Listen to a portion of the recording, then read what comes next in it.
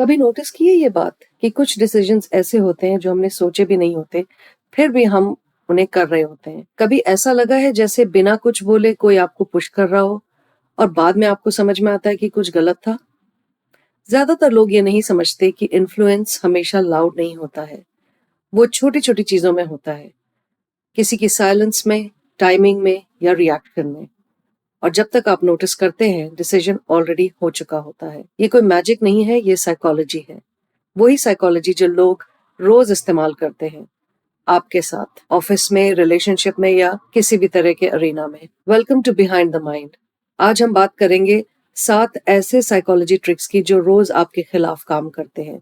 Trick number 1 जो लोग इस्तेमाल करते हैं, जो बात आपको खुद समझ में आई लगती है, अक्सर वो पहले से ही प्लांट की जा चुकी होती है आपके दिमाग में।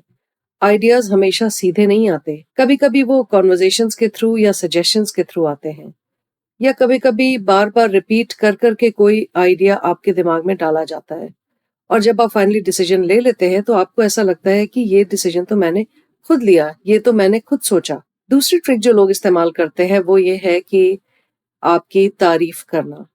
तारीफ सिर्फ आपको अच्छा महसूस कराने के लिए नहीं होती है, कभी कभी तारीफ का काम होता है आपका गार्ड डाउन करना। अपनी तारीफ सुन के जब आप रिलैक्स हो जाते हैं, जब आप ओपन हो जाते हैं, तब इन्फ्लुएंस करना आसान हो जाता है। इसलिए जब भी कोई तारीफ करे तो आप ये देखें कि उसका अगला स्टेप क्या है।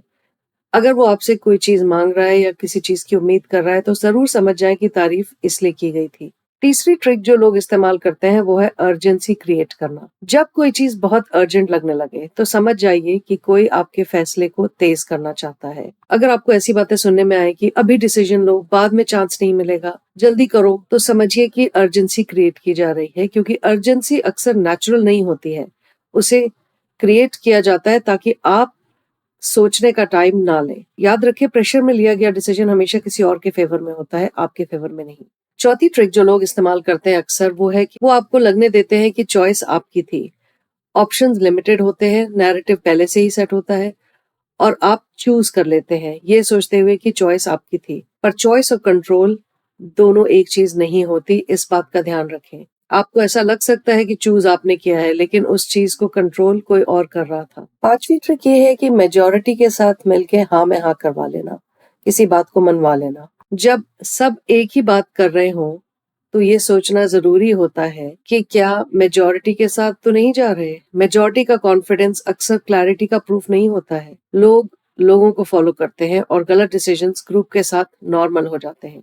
इसलिए क्राउड से ज्यादा पैटर्न पे ध्यान दो। छठी ट्रिक की भीड़ से अलग खड़े होकर चुपचाप चीजों को देखना। जब सब रिएक्ट कर रहे होते हैं, चारों तरफ केओस मचा होता है, तो जो बंदा रुक कर देख रहा होता है उसे पूरा गेम समझ आ रहा होता है। जो सबसे ज्यादा शांत दिखता है अक्सर सबसे ज्यादा ऑब्जर्व कर रहा होता है। याद रखिए, साइलेंस वीक नहीं होता है, साइलेंस स्ट्रेटेजिक भी होता है। और आखिरी पैटर्न, कभी कभी रिएक्शन देना सबसे बड़ी गलती होती है। हर चीज का जवाब तुरंत देना जरूरी नहीं होता है। चुप रहना भी एक डिसीजन होता है और कभी कभी सबसे पावरफुल डिसीजन वही होता है। तो ये ट्रिक्स पावरफुल इसलिए नहीं है क्योंकि ये रेयर है, ये ट्रिक्स पावरफुल इसलिए है क्योंकि ये रोजाना इस्तेमाल की जाती हैं और हो सकता है ये आपके ऊपर भी इस्तेमाल की जा रही हो। तो अगली बार जब आपके साथ कुछ ऐसा हो तो इन ट्रिक्स को जरूर याद रखें।